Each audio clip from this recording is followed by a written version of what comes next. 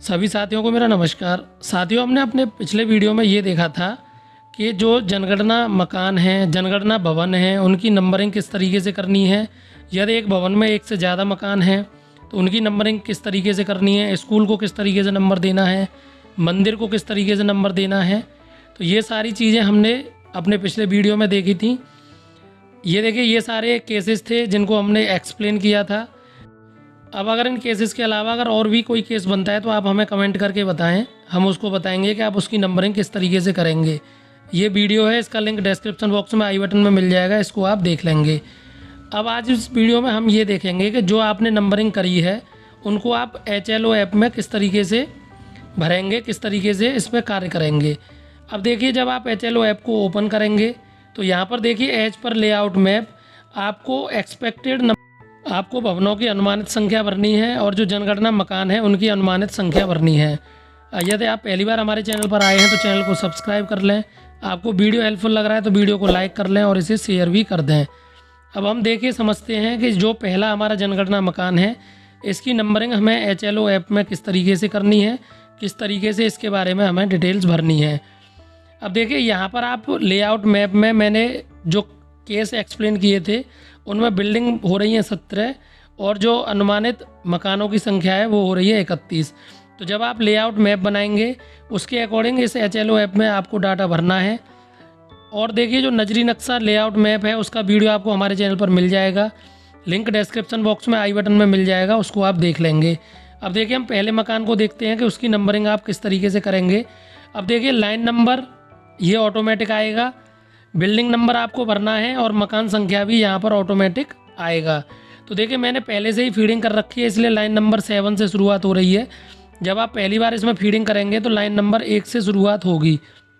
अब यहाँ पर देखिए, बिल्डिंग नंबर हमने CN1 दिया है और यहाँ पर देखिए जब आप न्यू बटन पर क्लिक कर देंगे तो यहाँ पर मकान संख्या ऑटोमेटिक 0001 आएगा। अब मेरे केस में क्योंकि लाइन नंबर 7 है तो यहाँ पर 0007 आया है जैसा कि आपको दिख रहा है।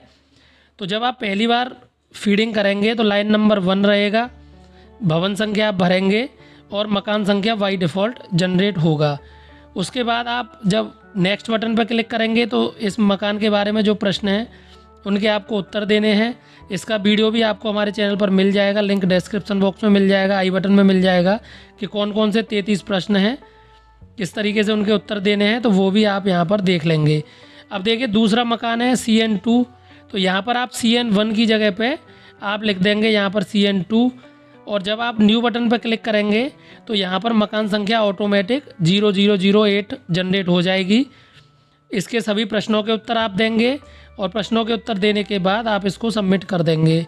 अब देखिए, अब हम तीसरा केस देखते हैं जिसमें एक ही भवन में 2 जनगणना मकान है तो उनकी एंट्री आप किस तरीके से करेंगे। देखिए, हमने यहाँ पर CN7 लिख दिया और यहाँ पर देखिए जो नंबर जनरेट होगा वो 0009 होगा।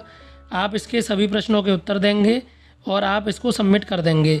अब देखिए, यहाँ पर क्या करना है, आप CN7 टाइप करेंगे या ड्रॉप डाउन लिस्ट में से भी सेलेक्ट कर सकते हैं और जो नीचे रिपीट बटन दिया है उस रिपीट बटन पर आप क्लिक करेंगे और यहाँ पर आप न्यू बटन पर क्लिक करेंगे तो यहाँ पर जो जनगणना नंबर है वो 00010 हो जाएगा।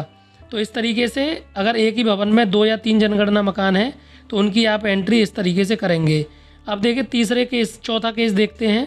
चौथे केस में एक बंद मकान है तो इसकी एंट्री आप किस तरीके से करेंगे।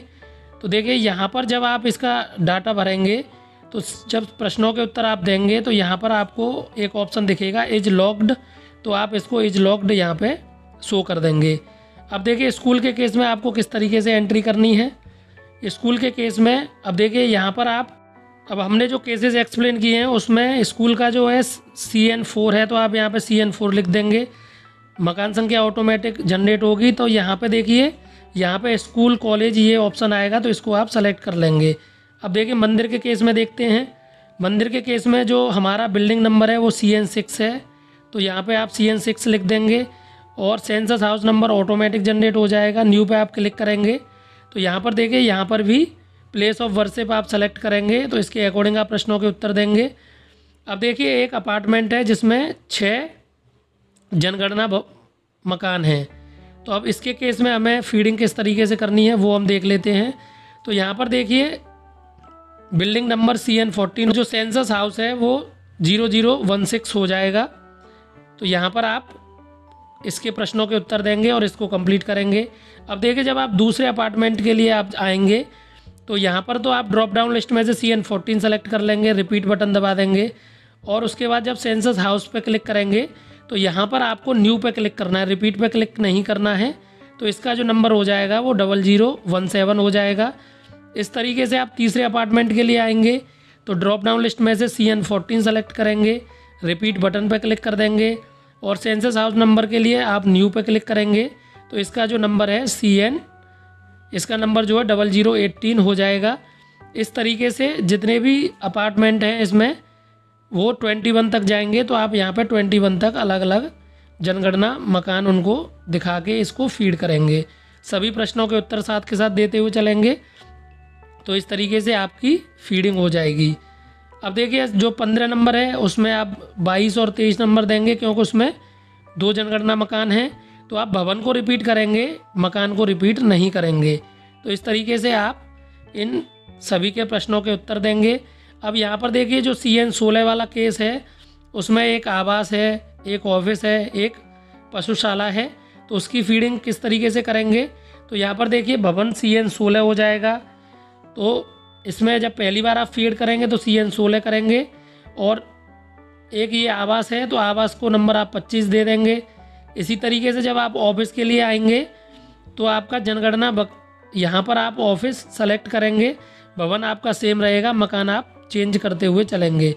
पशुशाला के लिए आपका ये जो भवन है आधे रहेगा, मकान पे आप न्यू करेंगे, इस मकान पे आप न्यू पर क्लिक कर देंगे तो नया मकान नंबर जनरेट हो जाएगा।